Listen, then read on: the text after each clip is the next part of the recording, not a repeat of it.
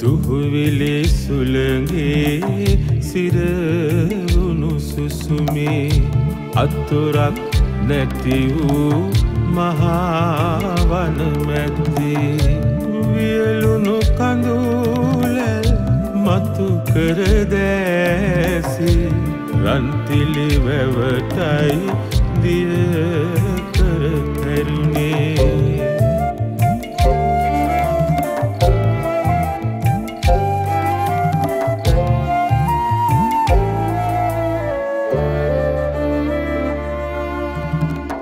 රන් කොට මුදුනේ මිනි කැට රැඳුනේ මිනි කැට හැදුනේ කළු ගල් සෙවනේ දැල් වෙන තුරු පහනේ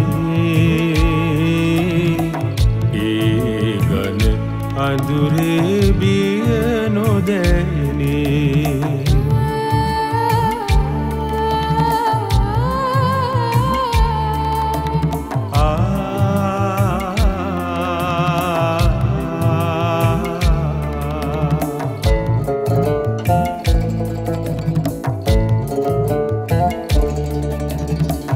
ඉපැදුණු ප්‍රේමය තහන්චි නොපේනි උස්මිටි කම් ළඟ ලතැවුල් පමණි නැවතුම දිවි ගමනේ පමණයි මායිම් නොබලන්නේ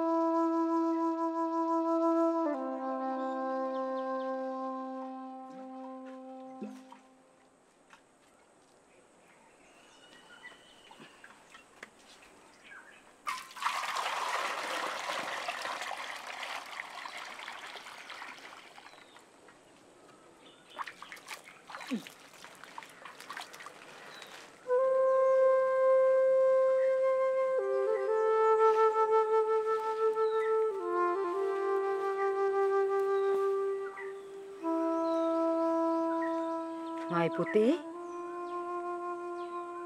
මක්කයි මේ අහස පොළොව ගැටලන්නේ නැහැ කල්පනා කරන්නේ මොකුත් නැතුව මයි පුතාට කවුරුවත් මොකවත් කිව්වද අම්මේ එහෙම මොකුත් නැතුව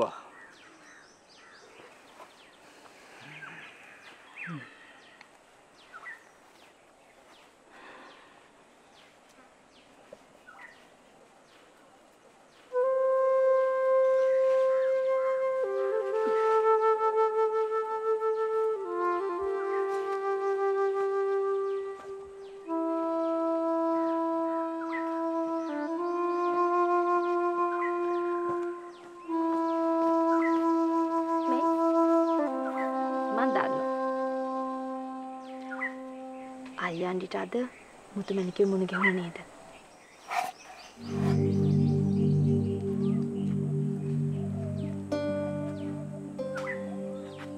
මගා කොහොමද හිතන්නේ? මට ඉතින් හිතා ගන්න බැරි ඈ. විඩින් විඩේ අවේලාවේ බැද්දවල් ගාන රින්ගන්නේ අහවල් දෙකට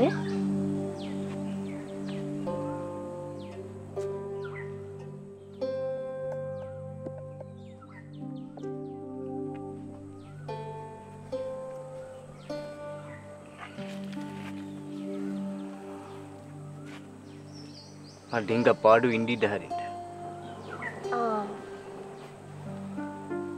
ඉන්න ඉඩ නෑර මං අල්ලගත්තේ මොකේ මුතුමැණික කීවද ඒ අයව අමතක කරන්න කියලා ඔය හැටිම විශ්වෝපෙන් කල්පනා කරන්නේ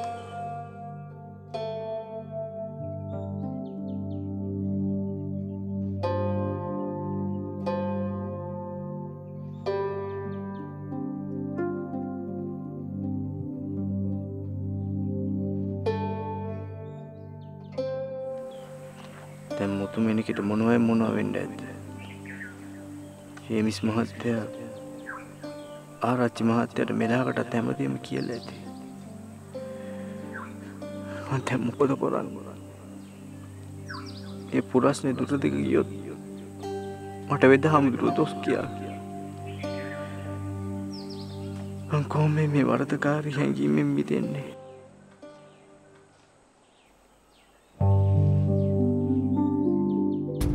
මට දාසකින් ඈත් වෙලා දාසව නැති කරගන්නත් බෑ. දාසට ලං වෙලා දාසගේ විනාශයට හේතුවක් වෙන්නත් බෑ. දාසගේ හිතේ මං ගැන තියෙන ආලවන්තකම කොච්චරක්ද? මගේ හිතේ තියෙන ආලවන්තකම ඊටත් වඩා වැඩි. ඒක කදිම උපමා.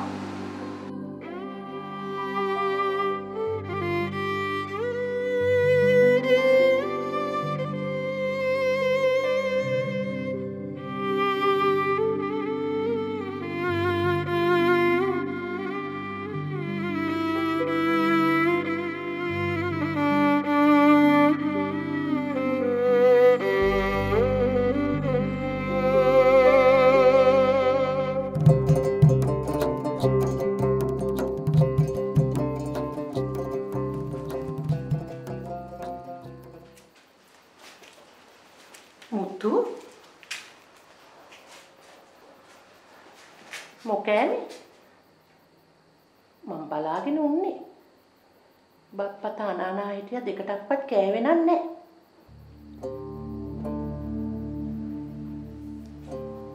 මොකුත් නෑ අම්මේ. මුතු මං උඹේ අම්මා මුතු මට වහං කරන්නේ නැතුව කියන්න ඔය විශ්වාස වෙන කාරණේ මොකද්ද කියලා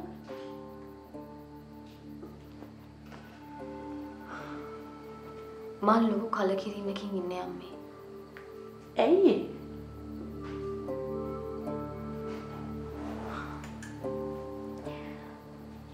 අපි හැමෝම ඉපදිලා තියෙන්නේ එකම විදිහට නම්. අපි හැමෝටම දුක සතුට දැනෙන්නේ එකම විදිහට නම්. අපි හැමෝම වෙනසක් නැතුව මේ මහ පොළොවට පස් වෙලා යනවා නම්. ඇයි මේ ජාති ආගම් කුල කියලා මනුස්සකම පහතට හෙලන්නේ? මොන හේතුවක් නිසාද අපි හැමෝටම එක විදිහට ජීවත් වෙන්න බැරි?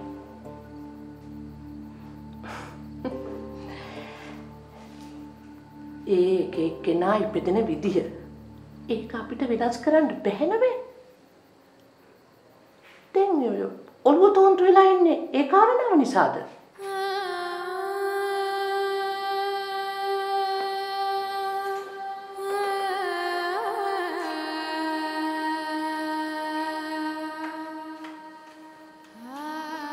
මට අම්මට කියන්න කාරණාවක් තියෙනවා. හරි ඉතින් කියන්නකෝ.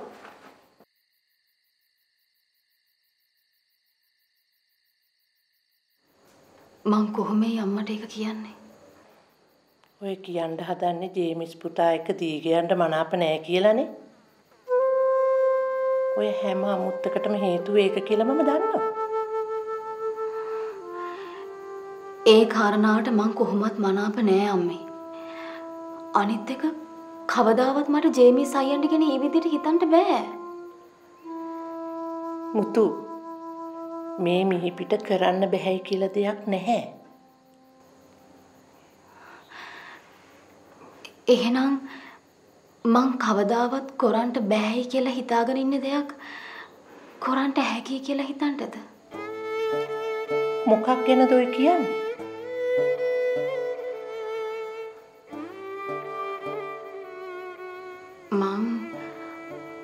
මං අම්මට කවියක් කියන්න. හරි කියන්නකෝ මං අහන් ඉන්නම්.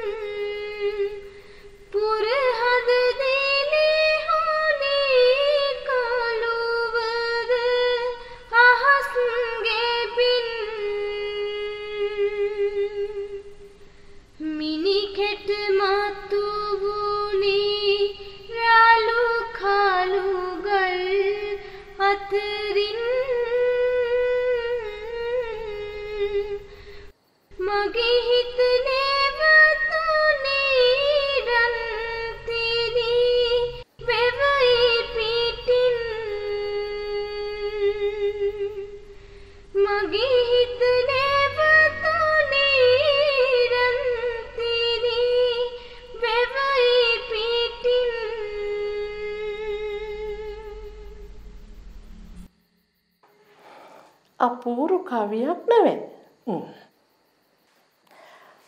මට නිදිමතයි. මම යනවා.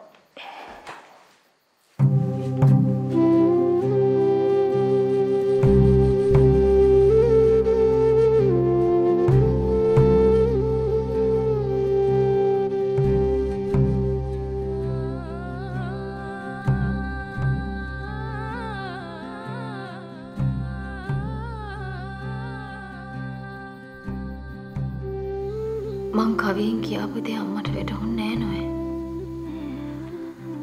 අනේ මොන වෙන්නේයක් වේද අදින් පස්සේ.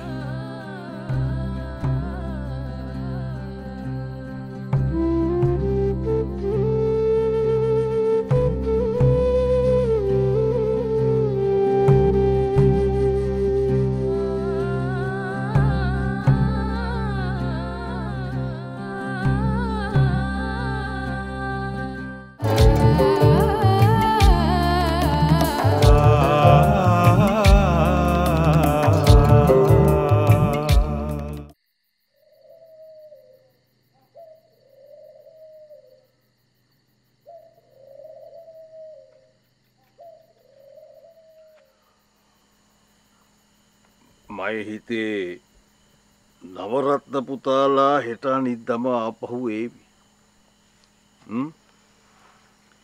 ඊට පස්සේ විගහට බැද්දෙලි පෙහෙලි කරලා මොනවා හරි භෝග ටිකක් හිටව ගන්න හැකි වේවි.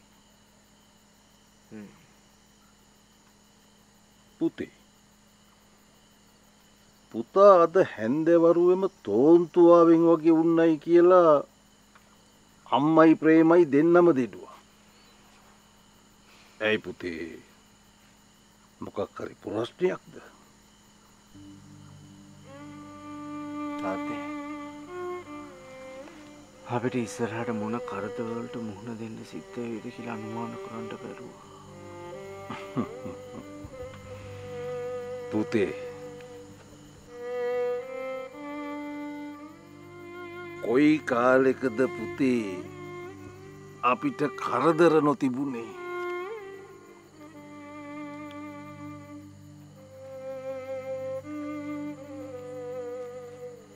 මන් නිසා තාත්තලට කරදරයක් හිංසාවක් වෙනවට මම මනාප නැතුවා. ඉතින් පුතේ දැන් මොකද්ද සිද්ධ වෙලා තියෙන්නේ? කොයිතරම් සීමා මාහින් තහංචි වලට මැදි වෙලා වුණත් සමහරක් වෙලාවල් වලදී අපිට හිතට වහල් වෙන්න සිද්ධ වෙනවා තාත්තේ.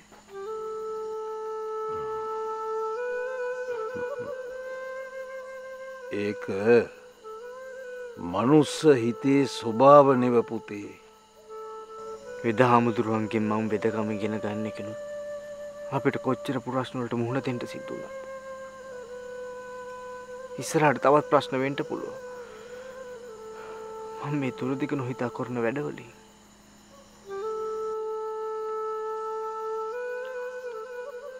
උඹට අපිට වඩා හොඳ ඥානයක් තියෙනවා පුතේ. ඕනෙම දෙයක හොඳ නරක අපිට වඩා උඹට වැටහෙනවා පුතේ. නෑ තාත්තේ. ඒකයි මං කිව්වේ. සමහරක් වෙලාවලදී අපිට හිතට වහල් වෙන්න සිද්ධ වෙනවා කියලා. හොඳ නරක හරි වැරද්ද මොකද්ද කියලා ඒ වෙලාවෙත් අපිට තේරෙන්නේ නැතුව. මට බය තියෙන්නේ මං ගැන නෙමෙයි. මට බය තියෙන්නේ අම්මා තාත්තා ගැන. අපේ අයියන්ඩි අක්කන්ඩි ගැන. ඕනේ දෙයක් වෙච්චද ඔහොම හිත කලබල කරගෙන විශ්සෝප වෙන්න උවමනාවක් නෑ.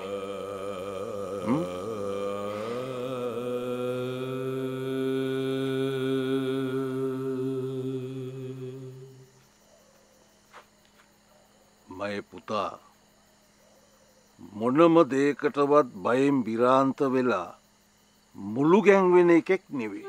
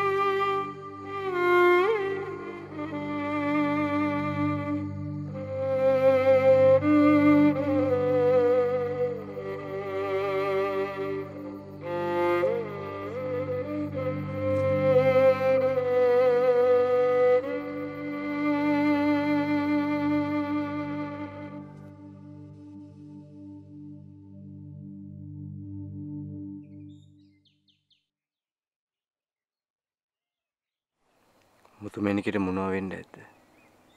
වලව්වෙන් මේ වනතුරුත් මාව හොයාගෙන ආවේ. ජේමිස් මහත්තයා කියන කාටවත් නොකියවන්නවත්. මම ලොකු හමුදුරන්ට මේ විත්ති අඟවන්න නැතු උන් එක මහා වරදක්.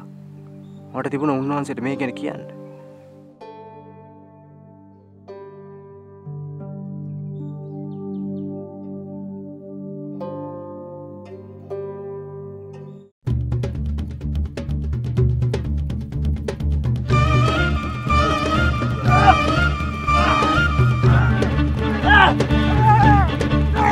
යුවේ